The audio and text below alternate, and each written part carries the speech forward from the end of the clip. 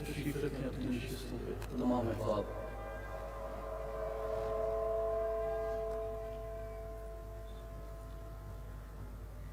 الحمد للہ وحدہ والصلاة والسلام علی من لا نبی بعدہ وعلی آلہ وصحبہ اجمعین۔ اللہ لا الہ الا هو الحی القیوم لا تأخذه سنة ولا نوم له ما في السماوات وما في الأرض من ذا الذي يشفع عنده إلا بإذنه يعلم ما بين أيديهم وما خلفهم ولا يحيطون بشيء من علمه إلا بما شاء وسع كرسيه السماوات والأرض ولا يؤوده حفظهما وهو العلي العظيم إن الله وملائكته يصلون على النبي يا أيها الذين آمنوا صلوا عليه وسلموا تسليما اللهم صل على سيدنا ومولانا محمد وعلى آل محمد وبارك وسلم۔ تمام احباب آواز بلند پڑھیں، الصلاة والسلام علیک یا سیدی یا رسول اللہ وعلى آلک واصحابک یا حبیب اللہ یا محبوب اللہ یا محمد رسول اللہ صلی اللہ علیہ وآلہ وسلم۔ احترام معزز محترم بھائیوں، بزرگوں، ساتھیوں، السلام علیکم ورحمۃ اللہ وبرکاتہ۔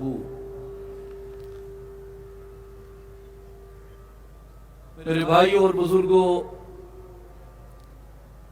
یہ ہمارے لیے شرف اور سعادت ہے کہ ہم سب نبی اکرم خاتم الانبیاء محمد مصطفیٰ احمد مجتبیٰ صلی اللہ علیہ وآلہ وسلم کی اسم مبارک سے منسوب اس بابرکت محفل میں جمع ہیں، اور یہ ہمارے لیے شرف اور سعادت ہے،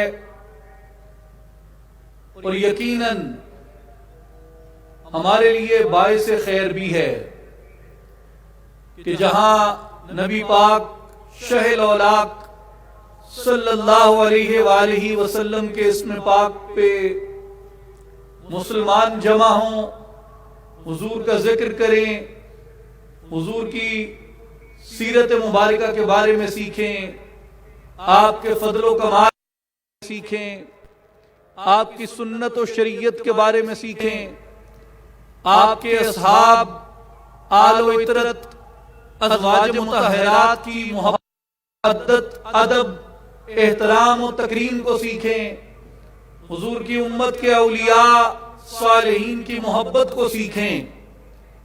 تو ایسی محفل میں، ایسی محافل میں، ایسے سلسلہ دروس میں، ایسی نشستوں میں، ایسی صحبتوں اور رفاقتوں میں صرف بدن کی تطہیر بھی نہیں ہوتی، عقل کی بھی تطہیر ہوتی ہے اور سینے کی بھی تطہیر ہوتی ہے۔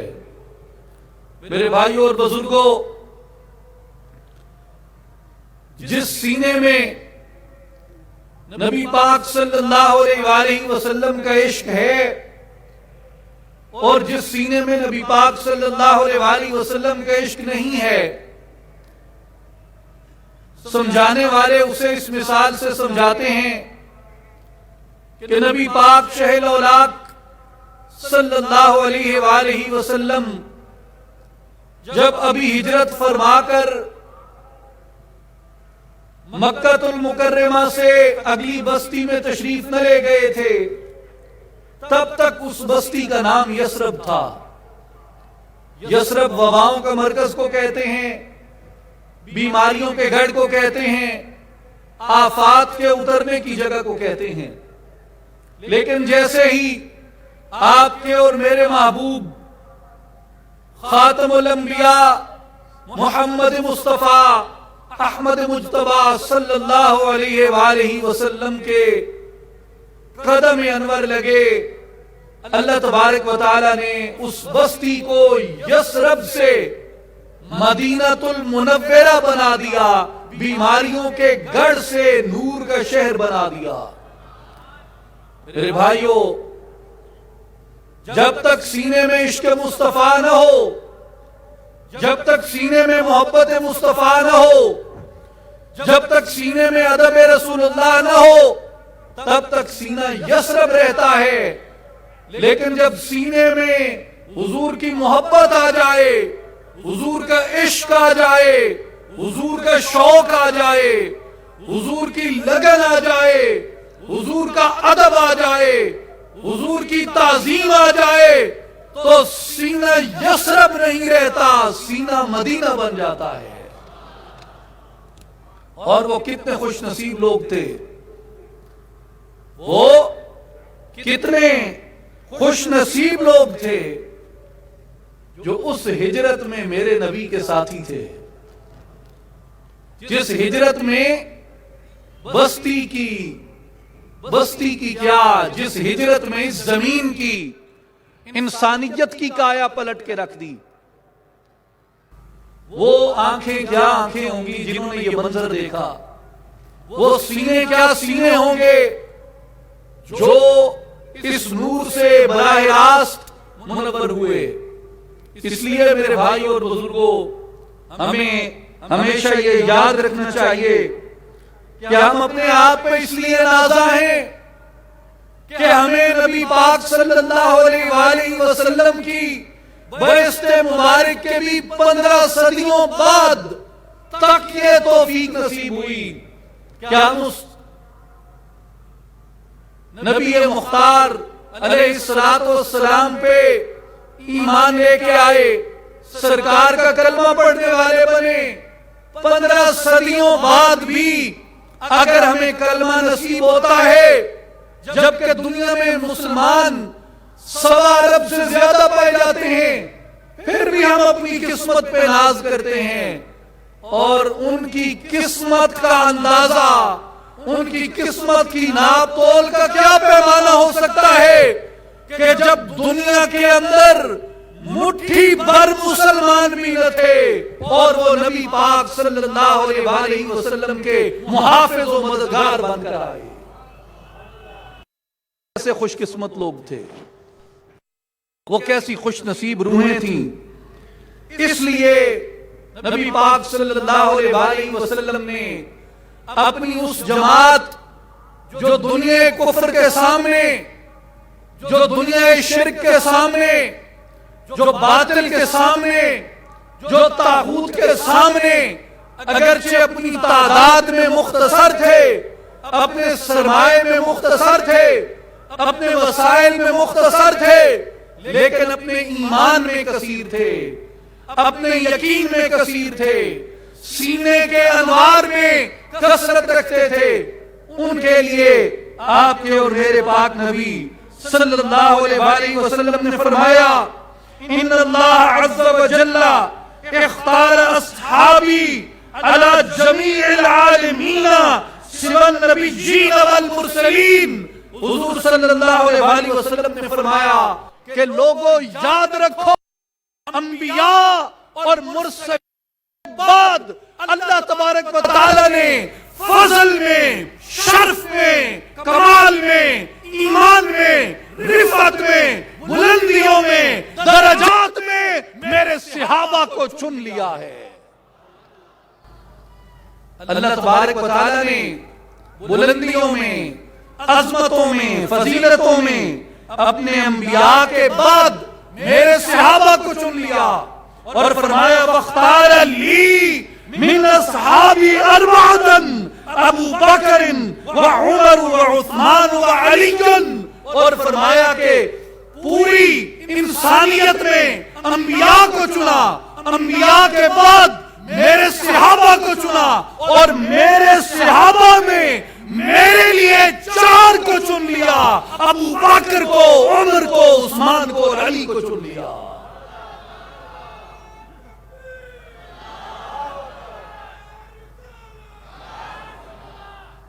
وَاخْتَارَ لِي مِنْ أَصْحَابِ أَرْبَعَةً، میرے لیے ان میں سے 4 کو چن لیا، ابو بکر، سیدنا ابو بکر صدیق رضی اللہ تعالیٰ عنہ کو، وعمر اور عمر ابن خطاب رضی اللہ تعالیٰ عنہ کو، وعثمان اور عثمان ذو النورین رضی اللہ تعالیٰ عنہ کو، وعلی اور فرمایا کہ سیدنا علی شیر خدا رضی اللہ تعالیٰ عنہ کو، ان کو چن لیا، فَهَؤُلَاءِ خَيْرٌ، فرمایا پس وہ میرے بہتر صحابہ ہیں، وَأَصْحَابِي كُلُّهُمْ خَيْرٌ، اور فرمایا یاد رکھو یہ چار میرے لیے چنے ہوئے بھی خیر ہیں، اور جسے بھی ظاہری زندگی میں حالت ایمان میں میرے چہرے کی زیارت نصیب ہو گئی، وہ سارے کے سارے اللہ نے سراپا خیر بنا دیے ہیں۔ وَاخْتَارَ أُمَّتِي عَلَى سَائِرِ الْأُمَمِ، اور حضور صلی اللہ علیہ وسلم نے فرمایا کہ جتنی مجھ سے پہلے امتیں آئیں، امت نوح آئی، امت ابراہیم آئی، امت اسحاق آئی، جتنی امتیں آئیں، حضور صلی اللہ علیہ وسلم نے فرمایا اللہ تبارک و تعالی نے تمام امتوں کے اوپر میری امت کو سرفراز فرما دیا ہے۔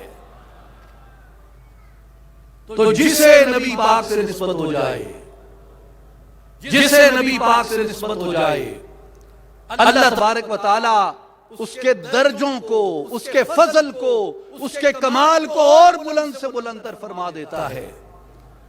میرے بھائیو، جس مٹی سے سرکار کو نسبت ہو جائے، وہ مٹی ہر مٹی سے بہتر ہو جاتی ہے۔ جس درخت کو نبی پاک سے نسبت ہو جائے وہ درخت بہتر ہو جاتا ہے۔ جس شہر کو نبی پاک سے نسبت ہو جائے وہ شہر ہر شہر سے بہتر ہوتا ہے۔ جس زمانے کو نبی پاک سے نسبت ہو جائے وہ زمانہ ہر زمانے سے بہتر ہو جاتا ہے۔ جس آل کو نبی پاک سے نسبت ہو جائے اس آل کا طیب اور پاک ہونا اللہ اپنی پاک کتاب میں بیان فرماتا ہے۔ جن پاک بیویوں کو نبی پاک کا زوج بننے کا، نبی پاک کی زوجہ ہونے کا شرف نصیب ہو جائے، نبی پاک کی عقد میں آنا نصیب ہو جائے، ان کی پاکی، ان کی طہارت، ان کی پاکیزگی قرآن مجید کے اندر آتی ہے، اور وہ لوگ جنہیں اپنی ظاہری زندگی میں ایمان کی حالت میں نبی پاک کا چہرہ دیکھنے کی سعادت حاصل ہو جائے، وہ دنیا کی بہترین جماعت بن جاتی ہے۔ اور 15 صدیاں گزریں یا 15,000 صدیاں گزریں، جب تک قیامت قائم نہیں ہو جاتی، لا الہ الا اللہ محمد الرسول اللہ پڑھنے والی امت کو اللہ نے ہر امت سے بہتر امت قرار دے دیا۔ تو میرے بھائیوں اور بزرگوں، ہم نے ایک سچ کی گواہی دے کے، ہم نے ایک سچ کی گواہی دے کے اپنے آپ کو بہترین لوگوں میں شمار کروا دیا، اور وہ سچ کیا ہے؟ لا الہ الا اللہ محمد الرسول اللہ۔ یہ کائنات کا سب سے بڑا سچ ہے۔ میرے بھائیوں اور بزرگوں، یاد رکھیں کہ بہتر زمانے حضور صلی اللہ علیہ وآلہ وسلم نے فرمائے، حضور نے فرمایا کہ سب سے بہتر زمانہ میرا ہے، اس کے بعد سب سے بہتر زمانہ اس کے ساتھ جڑا ہوا، یعنی سرکار کے صحابہ کرام رضوان اللہ علیہم اجمعین کا زمانہ ہے، اس کے بعد تابعین کا زمانہ ہے، اس کے بعد تبع تابعین کا زمانہ ہے۔ میرے بھائیوں، تبع تابعی کی فضیلت کیا ہے؟ تبع تابعی کی فضیلت کیا؟ تبع تابعی وہ ہے جس نے خواب میں سرکار کو دیکھا ہو۔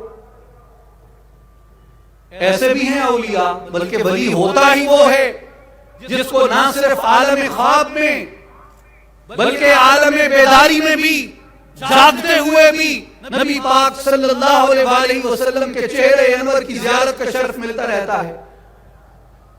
اولیاء تو ہیں ہی وہ جو زیارت مصطفیٰ سے مشرف ہوئے، لیکن انہیں تو تبع تابعی نہ کہا۔ تبع تابعی وہ ہیں جنہوں نے ان کو دیکھا جو تابعی ہیں۔ تو تابعی کون ہیں؟ تابعی کون ہیں؟ کیا یہ درجہ اس زمانے کے بعد حاصل کیا جا سکتا ہے؟ نمازیں کی کثرت سے، روزوں کی کثرت سے، زہد کی کثرت سے، اطاعت کی کثرت سے، ذکر کی کثرت سے، علم کی کثرت سے؟ نہیں۔ کیوں کہ تابعی ہونے کی ایک چھوٹی سی شرط ہے کہ جس نے ایمان کی حالت میں کسی ایسے شخص کی زیارت کی ہو جس شخص نے ایمان کی حالت میں نبی پاک کے چہرے کی زیارت کی تھی۔ اولیاء کا قول ہے اور اسے منسوب کیا جاتا ہے پیران پیر محی الدین غوث الاعظم قطب ربانی شہباز لامکانی حضرت سیدنا شیخ عبد القادر جیلانی رضی اللہ تعالیٰ عنہ کی طرف آپ نے فرمایا کہ کل دنیا کے اولیاء جمع ہو جائیں، کل دنیا کے اولیاء جمع ہو جائیں، کسی صحابی کی قدموں کی گرد کو بھی نہیں پہنچ سکتے۔ ریاضتوں کے ذریعے، اطاعتوں کے ذریعے، بندگی کے ذریعے، زہد کے ذریعے، ایک عمر نہیں کئی عمریں بھی اگر کوئی بتا دے تو بھی درجہ صحابی کو نہیں پہنچ سکتا۔ میں نے کہا یہ تو صحابہ کی بات تھی، کیا کوئی تابعی ہو سکتا ہے؟ زہد کی کثرت سے، علم کی کثرت سے، اس لیے کہ تابعی ہونے کی شرط سادہ سی ہے، جیسے صحابی ہونے کی شرط یہ ہے کہ جس نے سرکار کے چہرے انور کو دیکھا ہو، جس نے سرکار کے چہرے کو دیکھا، اس نے ان انوار کو دیکھا، اس نے اس چیز کو دیکھا جو سبب ہے اس عالم کی خلقت کا، جو وجہ تخلیق کائنات ہیں۔ گویا جس نے سرکار کے چہرے کو دیکھ لیا اسے اس دنیا کے اندر ایک تخصیص مل گئی، ایک امتیازی مقام مل گیا۔ اب اس کے اندر بھی سرکار کی نسبت سے یہ فیض رکھ دیا کہ جو تمہارے چہروں کو دیکھ لے گا وہ بھی ایک ایسی ممتاز جماعت بن جائے گا کہ جس جماعت کے پہنچنے کے لیے زہد نہ کافی ہے، اطاعت نہ کافی ہے، بلکہ ظاہری زندگی میں کسی صحابی کے چہرہ دیکھنا شرط ہوگا۔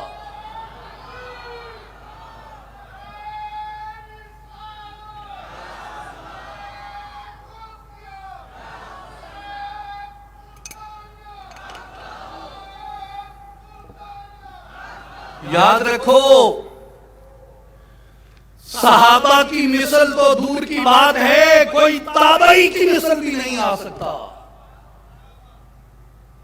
تابعی کی مثل تو دور کی بات ہے، کوئی تبع تابعی کی مثل بھی نہیں آ سکتا۔ یاد رکھو یہ وہ امتیازی شرف ہیں جو اللہ نے مبارک جماعتوں کو عطا فرمائے۔ تو کس کتاب ہے جو جماعت صحابہ کے ساتھ مقابلہ کر سکے؟ اس لیے اللہ تعالی نے قرآن مجید میں اس جماعت کے لیے یہ نوید عطا فرمائی، رضی اللہ عنہم ورضوا عنہ اولئک حزب اللہ الا ان حزب اللہ هم المفلحون۔ اللہ ان سے راضی ہو گیا اور وہ اللہ سے راضی ہو گئے، یہی اللہ والوں کی جماعت ہے۔ یاد رکھو بے شک اللہ والوں کی جماعت ہی مراد پانے والی ہے۔ اس جماعت کے لیے صحابہ کرام رضوان اللہ علیہم اجمعین کے لیے اللہ تبارک و تعالی نے اپنی رضا کو نازل فرمایا کہ میں ان سے راضی ہو گیا اور یہ مجھ سے راضی ہو گئے۔ اور یہ وہ لوگ ہیں خاص طور پہ میرے بھائیوں اور بزرگوں، جس طرح اب واضح ہو گیا کہ یہ درجات ہیں یہ درجات ہیں جن درجات پہ محض محنت کے ذریعے نہیں پہنچا جا سکتا، بلکہ مولانا جلال الدین رومی رحمۃ اللہ علیہ فرماتے ہیں کہ پیشتر از کشت بر برداشتند، انہوں نے کھیتی سے پہلے ہی اپنا پھل اٹھا لیا، کھیتی سے پہلے اپنا پھل اٹھا لیا۔ تو یہ درجے ہیں، اور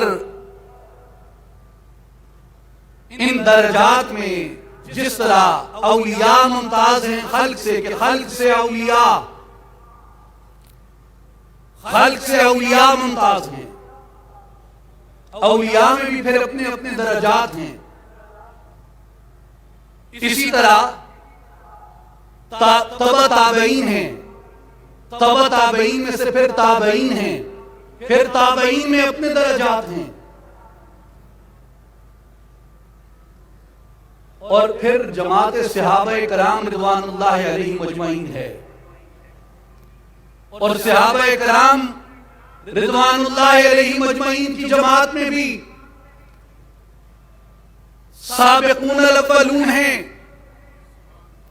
مہاجرین ہیں، انصار ہیں، اور ایک وہ مبارک جماعت بھی ہے جن کی تعداد 10 ہے، جن کو اسی دنیا میں جنت کا مجدہ ملا، اور صحابہ کرام میں وہ جماعت بھی ہے جو 10 سے بھی مختصر ہو کے 4 رہ جاتی ہے، ان کا بھی درجہ ہے، اور ان میں اللہ تبارک و تعالیٰ نے جو اولیت عطا فرمائی وہ یار غار کو، یار مزار کو سیدنا ابو بکر صدیق رضی اللہ تعالیٰ عنہ کو عطا فرمایا۔ میرے بھائی اور بزرگوں، قرآن مجید میں ایک مقام ہے جس پہ اکثر آپ علماء کرام سے سنتے ہیں، سورہ توبہ میں فرمایا ثانی اثنین اذ ہما فی الغار اذ یقول لصاحبہ لا تحزن ان اللہ معنا، کہ جب یہ دونوں رسول اللہ صلی اللہ علیہ وآلہ وسلم اور حضرت ابو بکر صدیق رضی اللہ تعالیٰ عنہ آپ غار ثور میں تھے، اور جب وہ اپنے ساتھی حضرت ابو بکر صدیق رضی اللہ تعالیٰ عنہ سے فرما رہے تھے کہ ابو بکر غم نہ کر، بے شک اللہ ہمارے ساتھ ہے، تو مفسرین نے اس پہ فرمایا کہ واحد صحابی جماعت صحابہ میں سے سیدنا ابو بکر صدیق رضی اللہ تعالیٰ عنہ ہیں، کہ اللہ تبارک و تعالیٰ نے قرآن مجید میں جن کی صحابیت کو منصوص فرمایا، قرآن مجید میں جن کی صحابیت کو اللہ تبارک و تعالیٰ نے بیان فرمایا۔ لیکن میں یہ کہتا ہوں کہ اسی آیت مبارکہ کے تھوڑا پیچھے چلے جائیں، جس میں یہ ارشاد مبارک ہوتا ہے إِلَّا تَنْصُرُوهُ فَقَدْ نَصَرَهُ اللَّهُ اِذْ أَخْرَجَهُ الَّذِينَ كَفَرُوا، کہ اگر تم نبی کی مدد نہیں کرو گے تو کیا ہوا؟ اللہ نے تب بھی اپنے نبی کی مدد کی تھی جب کفار نے انہیں بستی سے نکالا تھا، ہجرت پہ مجبور کیا تھا، تو میں غور کرنے لگا کہ یہ واقعہ کیا ہے، کس سے مدد کی اللہ تبارک و تعالیٰ نے؟ تو اگلی آیت یہ بتاتی ہے، آیت کا اگلا حصہ یہ بتاتا ہے ثانی اثنین اذ ہما فی الغار، کہ وہ دو تھے جب وہ دونوں غار کے اندر تھے۔ تو پھر مجھے معلوم ہوا کہ نبی پاک صلی اللہ علیہ وآلہ وسلم کی جو مدد کی بات آ رہی ہے شاید یہ غار کی بات آ رہی ہے۔ تو غار میں کس نے مدد کی؟ تو مجھے کسی نے کہا کہ فاختہ نے انڈے دیے تھے، دیکھو فاختہ کے انڈے دینا تو وہ ایک مدد الہی تھا۔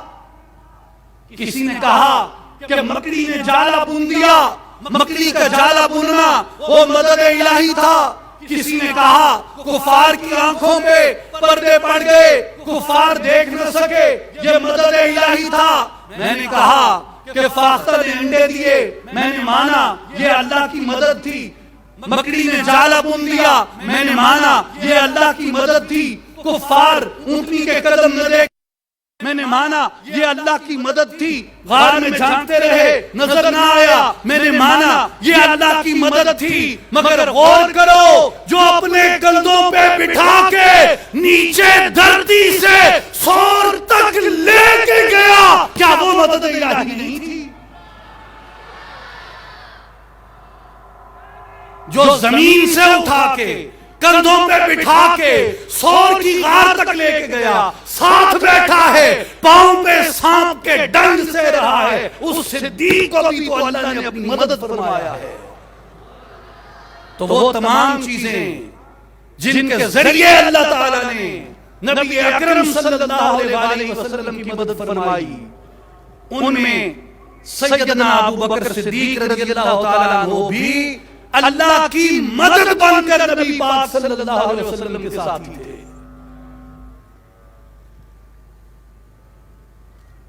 اس لیے میرے بھائیوں اور بزرگوں، مجھے اس فاختہ سے کیوں محبت ہے؟ کیوں کہ وہ مدد الہی کی ایک صورت تھی۔ مجھے اس مکڑی سے کیوں محبت ہے، اس جالے سے کیوں محبت ہے کہ وہ مدد الہی کی ایک صورت تھی، اور اس لیے مجھے ابو بکر صدیق رضی اللہ تعالیٰ عنہ سے بھی اس لیے محبت ہے کہ صدیق اس مدد کی سب سے واضح صورت تھے، اور اس لیے ابو بکر صدیق رضی اللہ تعالیٰ عنہ کی محبت سے اپنے سینوں کو روشن کرنا، یہ میں نے قرآن مجید سے سیکھا ہے، اللہ کی آخری کتاب سے سیکھا ہے، اور نبی پاک شاہ الاولاق صلی اللہ علیہ وآلہ وسلم کی احادیث مبارکہ اور آپ کے صحابہ کرام رضوان اللہ علیہم اجمعین کے طرز عمل اور ان کے طریقے تربیت سے سیکھا ہے، جیسا کہ نبی پاک شاہ الاولاق صلی اللہ علیہ وآلہ وسلم نے فرمایا۔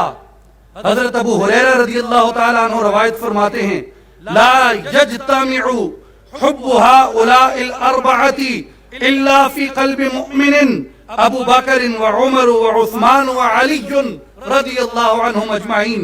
حضور نے فرمایا کہ صرف مومن کے سینے میں 4 محبتیں جمع ہوتی ہیں، ابو بکر کی، عمر کی، عثمان کی اور علی کی محبت۔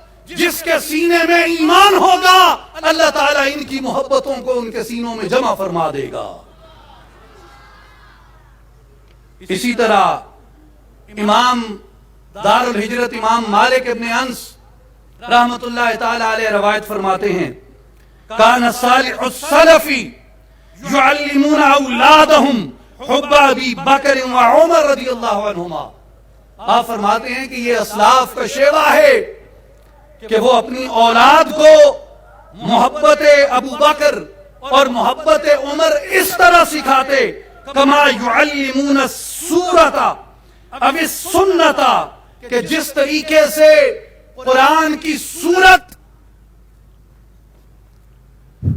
جس طریقے سے قرآن کی سورت یا نبی پاک صلی اللہ علیہ وآلہ وسلم کی سنت اپنے بچوں کو سکھائی جاتی ہے، اسی طرح ہم نے دیکھا کہ سلف صالحین میں ابو بکر اور عمر رضی اللہ عنہما کی محبت اپنے بچوں کے دلوں میں ڈالی جاتی تھی۔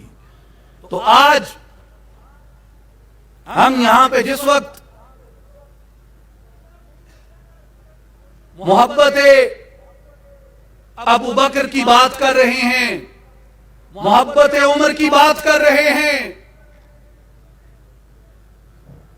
تو میرے سامنے جتنے بھی میرے بھائی، بزرگ، دوست، ساتھی بیٹھے ہیں، ان میں ایک بہت بڑی تعداد میرے نوجوان بھائیوں کی ہے، نوجوان ساتھیوں کی ہے، اور میں آپ سے بطور خاص یہ اس لیے کہنا چاہتا ہوں میرے نوجوان ساتھیوں اور بھائیوں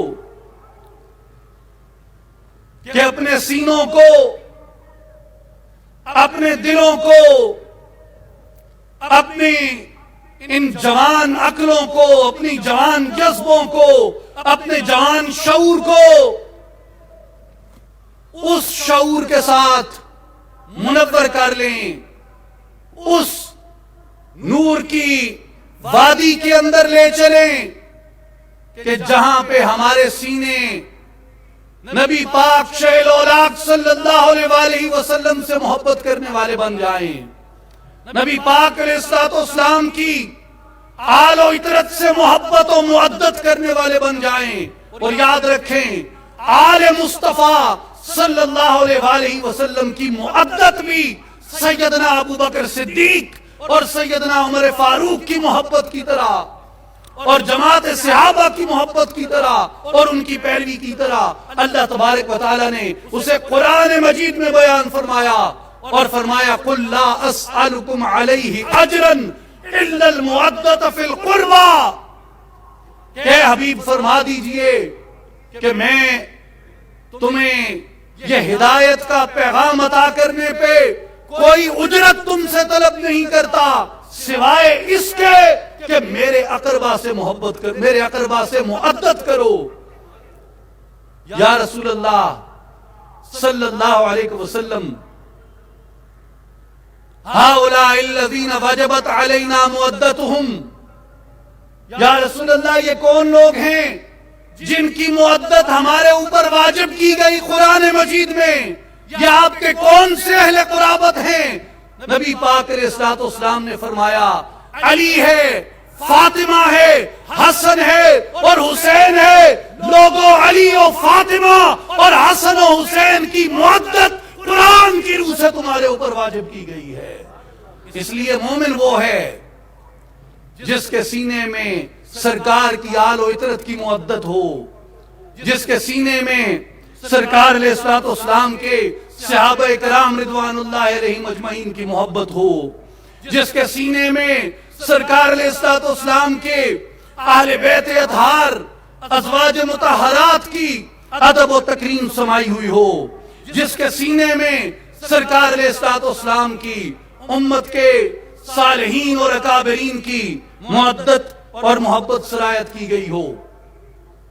میرے بھائیوں، اگر قرآن مجید میں جھانکیں تو کئی ایسے مقامات آپ کو ملتے ہیں کہ جہاں پر قرآن مجید میں اللہ تبارک و تعالی نے بعض واقعات پہ بعض لوگوں کی تحسین فرمائی۔ کسی نے کسی غزوہ میں ساتھ دیا، کسی نے کسی مہم میں ساتھ دیا، کسی نے مال خرچ کیا۔ اب ظاہر ہے قرآن مجید کے نزول کا عرصہ 23 برس بنتا ہے، 23 برس قرآن مجید نازل ہوتا رہا۔ تو یہ 23 برس جو قرآن مجید نازل ہوتا رہا تو اللہ تبارک و تعالی جن لوگوں کی تحسین کرتا تھا ان مقامات کے اوپر ذرا غور کیجئے کہ وہ کون لوگ تھے۔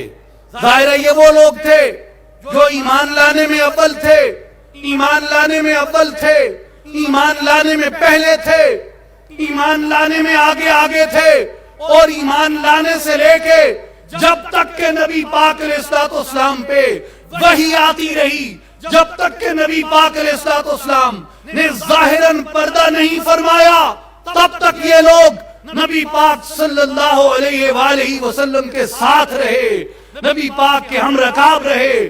نمازیوں کی تعریف آئی، روزے داروں کی تعریف آئی، زکوٰۃ دینے والوں کی تعریف آئی، جہاد کرنے والوں کی تعریف آئی، بیعت کرنے والوں کی تعریف آئی، کفار کو جواب دینے والوں کی تعریف آئی، مشرکین سے نبرد آزما ہونے والوں کی تعریف آئی۔ تو میں سوچتا رہا کہ یہ کن کی تعریف ہو رہی ہے؟ یہ کون سے نمازی ہیں؟ یہ کون سے زکوٰۃ دینے والے ہیں؟ یہ کون سے جہاد کرنے والے ہیں؟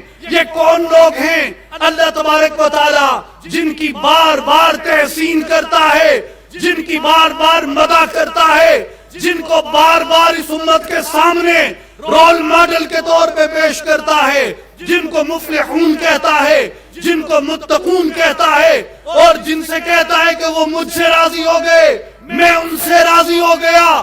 یہ کون لوگ ہیں؟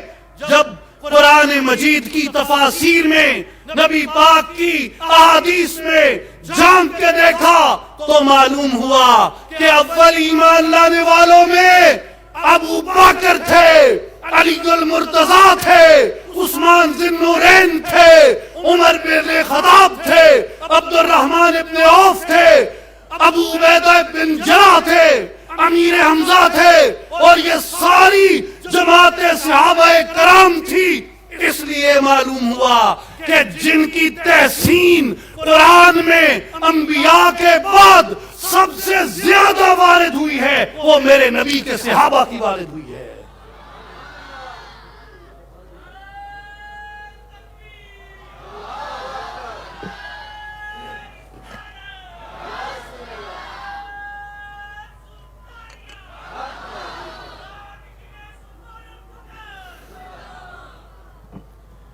اس میں ہر آیت سے یہ استدلال کیا جا سکتا ہے، لیکن اختصار کے پیش نظر تاکہ گفتگو جلد وائنڈ اپ کر دی جائے، وقت مختصر ہے، محض 2-3 آیات مبارکہ صرف عرض کرتا ہوں۔ قرآن مجید میں مغفرت اور اجر عظیم کی نوید سنائی، اور دل کے تقوی کی بشارت عطا کی کچھ مومنین کو۔ ان الذین یغضون اصواتهم عند رسول اللہ اولئک الذین امتحن اللہ قلوبهم للتقوی۔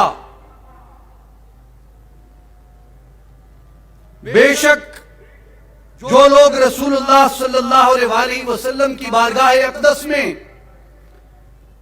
عجز و انکساری سے اپنی آوازوں کو نیچا کر لیتے ہیں، پست کر لیتے ہیں، یہی وہ لوگ ہیں جن کے دلوں کو اللہ نے تقوی کے لیے چن لیا۔ لہم مغفرت و اجر عظیم، انہی کے لیے بخشش ہے اور انہی کے لیے اجر عظیم ہے۔ کئی مفسرین کرام نے اس پہ روایات فرمائیں، جو میں عرض کر رہا ہوں یہ علامہ ابو الحسن واحدی النیشاپوری الشافعی رحمت اللہ علیہ کی روایت ہے۔ آپ کی تفسیر ہے الوسیط، اس میں آپ فرماتے ہیں کہ ابن عباس رضی اللہ عنہما نے روایت نقل کیا کہ جب یہ آیت مبارک آئی کہ لا ترفعوا اصواتکم فوق صوت النبی، کہ اے ایمان والو نبی صلی اللہ علیہ وسلم کی آواز سے اپنی آواز کو اونچا نہ کرو، تو اس وقت سیدنا ابو بکر صدیق رضی اللہ تعالی عنہ نے یہ قسم اٹھائی، اللہ یکلم رسول اللہ الا کاخی السرار، فانزل اللہ تعالی فی ابی بکر هذه الآیہ، کہ ابن عباس رضی اللہ عنہما روایت کرتے ہیں کہ جب یہ آیت آئی کہ اپنی آوازوں کو نیچا کر لو، تو حضرت ابو بکر صدیق رضی اللہ تعالیٰ عنہ نے قسم اٹھائی کہ میں سوائے دینی آواز کے، سوائے بالکل سرگوشی کے انداز کے، میں کبھی بھی نبی پاک صلی اللہ علیہ وسلم کے سامنے بلند آواز سے بات نہیں کروں گا۔ فرماتے ہیں کہ جب ابو بکر صدیق رضی اللہ عنہ نے یہ قسم کھائی تو حضرت ابو بکر صدیق کی تحسین کے اندر قرآن مجید کی یہ آیت آئی، ان الذین یغضون اصواتهم عند رسول اللہ، کہ جنہوں نے نبی پاک کے پاس اپنی آوازیں دھیمی کر لی ہیں، اللہ نے ان کے دلوں کو تقوی کے لیے چن لیا، ان کے لیے مغفرت ہے اور ان کے لیے اجر عظیم ہے۔ اور فرمایا کہ یہ آیت حضرت ابو بکر صدیق رضی اللہ تعالیٰ عنہ کے حق میں نازل ہوئی۔ اسی طرح سورہ حدید کی آیت نمبر 10 ہے، فرمایا وَمَا لَكُمْ أَلَّا تُنْفِقُوا فِي سَبِيلِ اللَّهِ وَلِلَّهِ مِيرَاثُ السَّمَاوَاتِ وَالْأَرْضِ لَا يَسْتَوِي مِنْكُمْ مَنْ أَنْفَقَ مِنْ قَبْلِ الْفَتْحِ وَقَاتَلَ أُولَئِكَ أَعْظَمُ دَرَجَةً مِنَ الَّذِينَ أَنْفَقُوا مِنْ بَعْدُ وَقَاتَلُوا وَكُلًّا وَعَدَ اللَّهُ الْحُسْنَى وَاللَّهُ بِمَا تَعْمَلُونَ خَبِيرٌ کہ تمہیں کیا ہو گیا ہے کہ تم اللہ کی راہ میں خرچ نہیں کرتے، حالانکہ آسمانوں اور زمین کی ساری ملکیت اللہ ہی کی ہے۔ تو تم میں سے جن لوگوں نے فتح مکہ سے پہلے اللہ کی راہ میں اپنا مال خرچ کیا، قتال کیا، تم ان کے برابر نہیں ہو سکتے۔ ان لوگوں سے درجے میں بہت بلند ہیں جنہوں نے اس کے بعد میں مال خرچ کیا اور قتال کیا، مگر اللہ نے حسن آخرت یعنی جنت کا وعدہ سب سے فرما دیا ہے، اور اللہ جانتا ہے جو کچھ تم کرتے ہو۔ امام قرطبی رحمت اللہ تعالی علیہ آپ اس میں فرماتے ہیں، نظر آپ کئی روایات سے استدلال کر کے میں خلاصہ عرض کر رہا ہوں، فرمایا نزلت فی ابی بکر رضی اللہ تعالی عنہ کہ یہ آیت مبارکہ میں اگر غور کرو تو یہ سیدنا ابو بکر صدیق رضی اللہ تعالی عنہ کے لیے نازل ہوئی۔ فَفِيهَا دَلِيلٌ وَاضِحٌ عَلَى تَفْضِيلِ أَبِي بَكْرٍ رضی اللہ عنہ وَتَقْدِيمِهِ، اس میں حضرت ابو بکر صدیق رضی اللہ تعالیٰ عنہ کی فضیلت پر اور ان کی تقدیم پر واضح دلیل آئی ہے۔ اس لیے انہو اول من اسلم، اس لیے کہ آپ اسلام لانے والوں میں مردوں میں سب سے اول تھے۔ اس لیے اگر قرآن مجید کی اس آیت کی تحسین کا اس جماعت صحابہ میں کوئی پہلا مستحق ہے تو وہ ابو بکر صدیق رضی اللہ تعالیٰ عنہ ہے۔ اور امام قرطبی عبداللہ ابن مسعود رضی اللہ تعالیٰ عنہ کے حوالے سے مزید آگے فرماتے ہیں، اول من اظہر الاسلام بسیف النبی صلی اللہ علیہ وآلہ وسلم وابو بکر وَلِأَنَّهُ أَوَّلُ مَنْ أَنفَقَ عَلَى نَبِيِّ اللَّهِ صلی اللہ علیہ وآلہ وسلم کے سب سے پہلے جس نے تلوار کے ساتھ اسلام کی مدد کی وہ حضور نبی پاک صلی اللہ علیہ وآلہ وسلم کی ذات ہے، اور حضرت ابو بکر صدیق رضی اللہ تعالیٰ عنہ ہیں، اور حضرت ابو بکر صدیق رضی اللہ تعالیٰ عنہ وہ پہلے صحابی ہیں، وہ پہلے شخص ہیں جنہوں نے مردوں میں سب سے پہلے نبی اکرم صلی اللہ علیہ وآلہ وسلم کی ذات اقدس پہ اپنے اموال کو خرچ کیا۔ اس لیے میرے بھائی اور بزرگوں، امام قرطبی ان روایات اور ان جیسی دیگر کئی روایات سے استدلال کر کے کہتے ہیں کہ سورہ حدید کی اس آیت مبارکہ میں اللہ تبارک و تعالیٰ نے جس جماعت کی تحسین کی ہے کہ ان کے برابر بعد میں آنے والا کوئی نہیں ہو سکتا، فرمایا مردوں میں ان سے سب سے اول سیدنا ابو بکر صدیق رضی اللہ تعالیٰ عنہ کی ذات اقدس ہے۔ اسی طرح میرے بھائی اور بزرگوں، سورہ زمر میں آیت نمبر 33 میں اللہ جل شانہ کا فرمان ہے، توجہ ہے بھائی، والذی جاء بالصدق وصدق به اولئک هم المتقون، سورہ زمر آیت نمبر 33۔ والذی جاء بالصدق، اور وہ جو یہ سچ لے کر تشریف لائے، وصدق به، اور جنہوں نے اس کی تصدیق کی، اولئک هم المتقون، یہی لوگ ڈر والے ہیں، یہی لوگ متقی ہیں۔ اب اس پہ کئی روایات ہیں،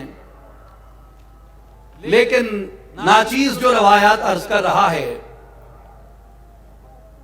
اس کے راوی ہیں امیر المؤمنین سیدنا علی ابن ابی طالب رضی اللہ تعالیٰ عنہ، مولا کائنات علی المرتضی رضی اللہ تعالیٰ عنہ روایت کرتے ہیں، الذی جاء بالصدق نبی صلی اللہ علیہ وآلہ وسلم وصدق به ابو بکر رضی اللہ تعالیٰ عنہ، فرمایا کہ جس کے لیے کہا کہ جو سچ کے ساتھ آیا اس سے مراد نبی پاک علیہ السلام کی ذات ہے، اور جہاں پہ یہ کہا کہ جس نے اس سچ کی تصدیق کی علی المرتضی کہتے ہیں کہ اس سے مراد ابو بکر صدیق کی ذات گرامی ہے۔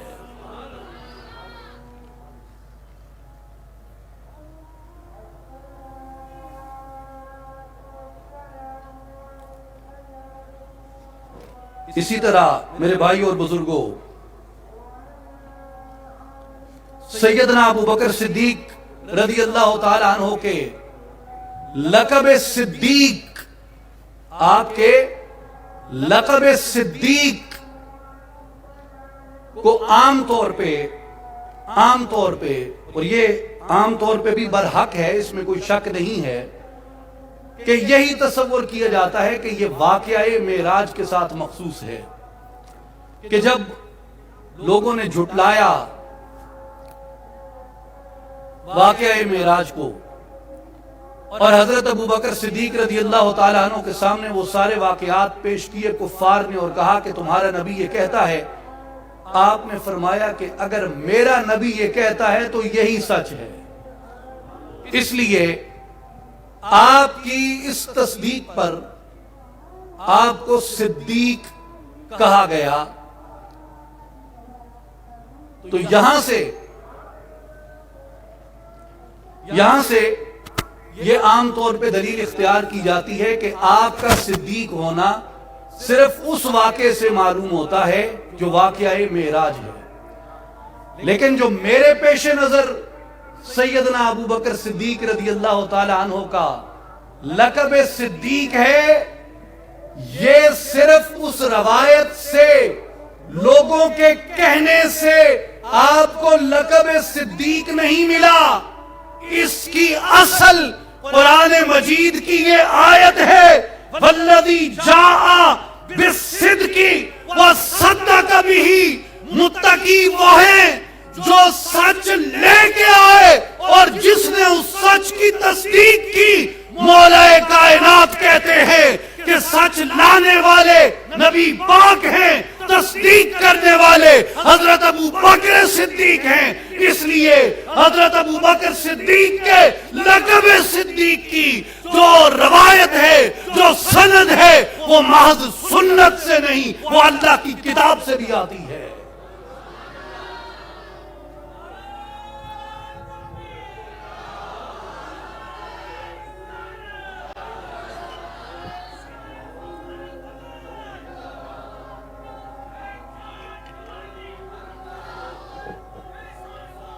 آپ کے لقب صدیق کی اصل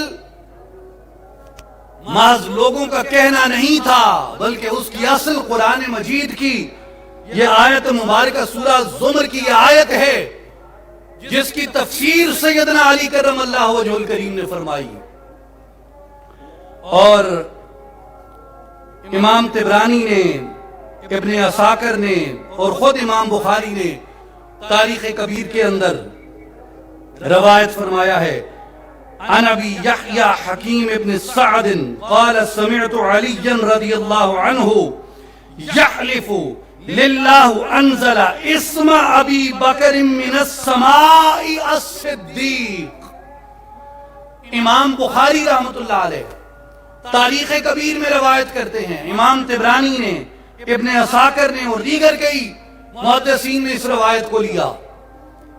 ابی یحییٰ بن سعد کہتے ہیں کہ میں نے سیدنا علی کرم اللہ وجہ الکریم کو حلفاً بیان کرتے ہوئے سنا۔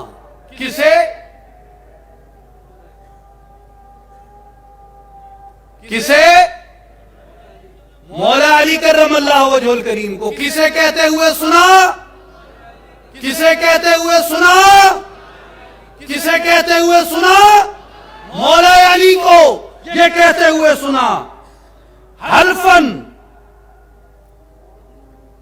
کہ انزل اسم ابی بکر من السماء الصدیق، کہ اللہ تبارک و تعالی نے ابو بکر صدیق کا نام الصدیق آسمانوں سے اتارا تھا۔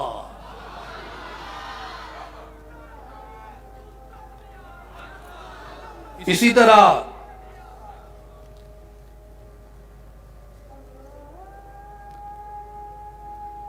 ابن عساکر کہتے ہیں، روایت فرماتے ہیں ابو یحییٰ سے،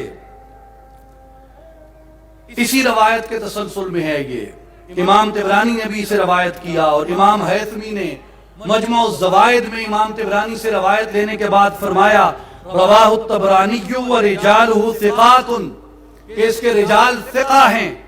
فرمایا لا احصی کم سمعت علیا یقول علی المنبر ان اللہ عز وجل سمى ابی بکر علی لسان نبیہ صدیقا. وہ کہتے ہیں کہ مجھے یاد ہی نہیں کہ میں نے کتنی مرتبہ، مجھے یاد ہی نہیں کہ میں نے کتنی مرتبہ منبر پہ بیٹھ کے سیدنا علی کرم اللہ وجہ الکریم کو یہ بیان کرتے ہوئے سنا کہ آپ فرماتے تھے کہ اللہ تبارک و تعالیٰ نے اپنے نبی کی زبان سے ابو بکر کا نام صدیق رکھوایا ہے. اس لیے میرے بھائی اور بزرگوں، میں حیران ہوتا ہوں، قرآن مجید پڑھتا ہوں، قرآن مجید کہتا ہے کہ میرے حبیب کے اہل بیت اطہار سے محبت رکھو. قرآن مجید پڑھتا ہوں، قرآن مجید مجھے رغبت دلاتا ہے کہ میرے نبی کے صحابہ سے محبت رکھو.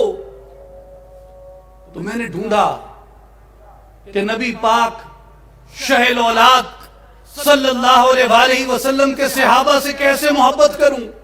نبی پاک صلی اللہ علیہ وسلم کے صحابہ سے محبت کا آغاز کہاں سے کروں.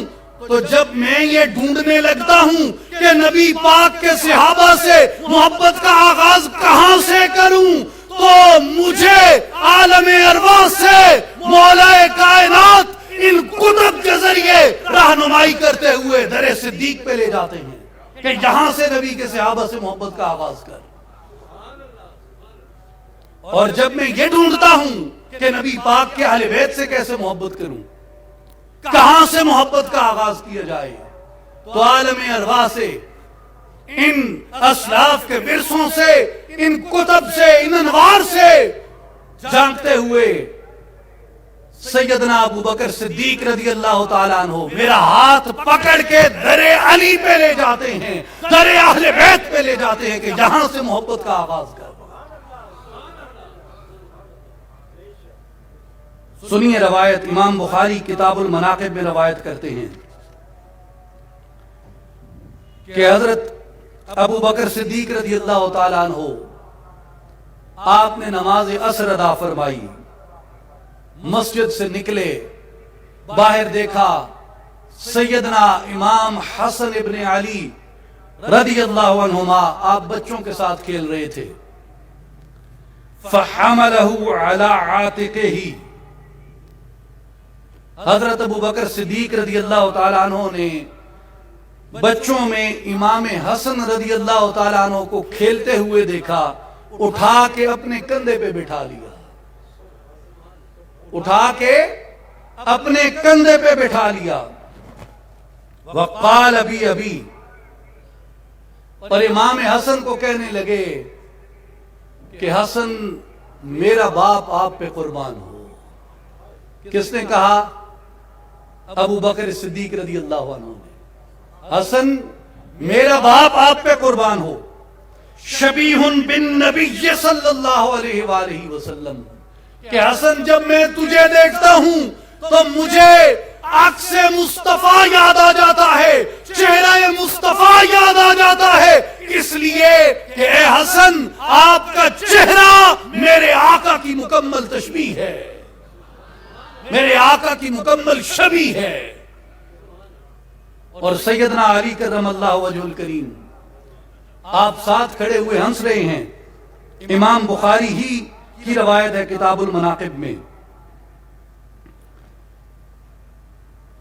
سیدنا امیر المؤمنین ابو بکر صدیق رضی اللہ تعالیٰ عنہ آپ فرماتے ہیں ارقبوا محمدا فی اہل بیتہ، لوگوں کون کون ہے جو نبی پاک کی رضا کا طالب ہے،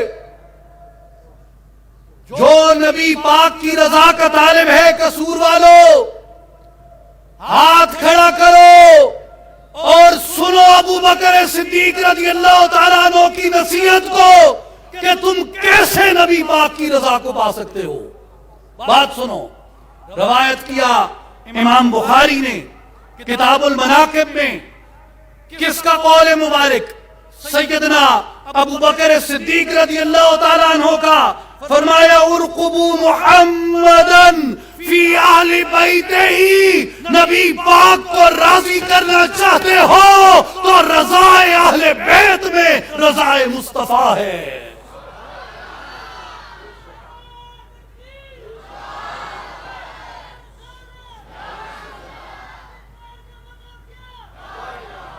میرے بھائی اور بزرگوں، میرے دوستوں اور ساتھیوں، اس لیے میں نے کہا کہ جب میں قرآن پڑھتا ہوں تو قرآن مجھے اہل بیت کی مودت کی تلقین کرتا ہے، تو میں اہل بیت کی مودت تلاش کرنے کے جب ماڈل ڈھونڈتا ہوں، نمونے ڈھونڈتا ہوں، تو دست صدیق مجھے در علی اور در حسن پہ لے جاتا ہے۔ اور جب میں قرآن میں حضور کے صحابہ کی محبت کے بارے میں پڑھتا ہوں اور محبت صحابہ کو تلاش کرنا چاہتا ہوں، تو غیب سے دست علی مجھے در صدیق پہ لے جاتا ہے۔ سیدنا آخری روایت عرض کر رہا ہوں، وقت بہت ہو چکا۔ سیدنا امام جعفر صادق رضی اللہ تعالی عنہ آپ کی روایت نقل فرمائی ہے۔ امام ذہبی رحمت اللہ تعالی علیہ نے، امام شمس الدین ذہبی سیر اور رجال کے بہت عظیم امام ہیں، حدیث کے بہت عظیم امام ہیں، اپنی تصنیف مبارک سیر اعلام النبلاء میں آپ فرماتے ہیں کہ امام جعفر صادق رضی اللہ تعالیٰ عنہ اپنے والد سیدنا امام محمد الباقر رضی اللہ تعالیٰ عنہ کی روایت فرماتے ہیں، جاء رجل الی ابی، میرے والد کے پاس ایک شخص آیا اور اس نے آ کے سوال کیا کہ حضرت ابو بکر رضی اللہ تعالیٰ عنہ کو صدیق کہنے کے بارے میں آپ کا کیا خیال ہے؟ حضرت ابو بکر صدیق رضی اللہ تعالیٰ عنہ، حضرت ابو بکر کو صدیق کہنے کے بارے میں آپ کا کیا خیال ہے؟ آدمی نے کس سے سوال کیا؟ حضرت امام محمد الباقر رضی اللہ تعالیٰ عنہ سے۔ اور روایت کون کر رہے ہیں؟ سیدنا امام جعفر الصادق رضی اللہ تعالیٰ عنہ۔ تو امام محمد الباقر رضی اللہ تعالیٰ عنہ نے فرمایا، قد سماہ صدیقا من ہوا خیر منی۔ امام محمد الباقر رضی اللہ تعالیٰ عنہ نے فرمایا کہ تحقیق آپ کو صدیق ان لوگوں نے کہا جو مجھ سے بھی بہتر تھے۔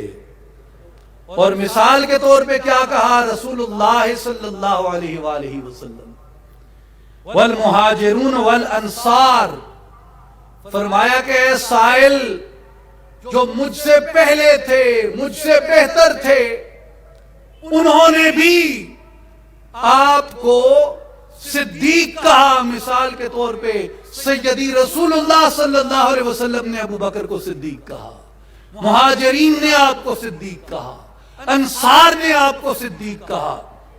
اور اس لیے کہ رسول اللہ کی زبان تو وہی ہے،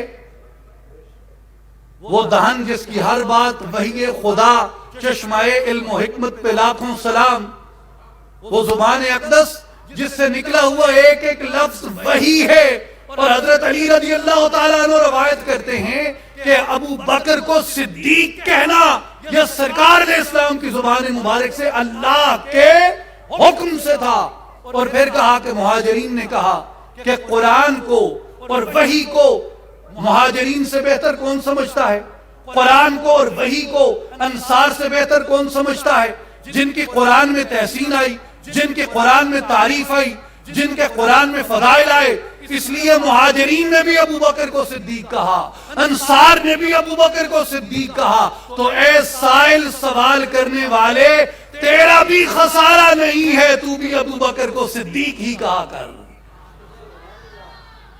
فَمَن لَّمْ युसम्मिही सिद्दीकन फला सद्दक अल्लाह कौलहू, फरमाया जो अबू बकर को सिद्दीक ना कहेगा अल्लाह ताला उसके कौल को कभी सच्चा ना करेगा। ये सैयदना इमाम मोहम्मद अल बाक़िर रज़ियल्लाहु ताला अन्हु ने फरमाया।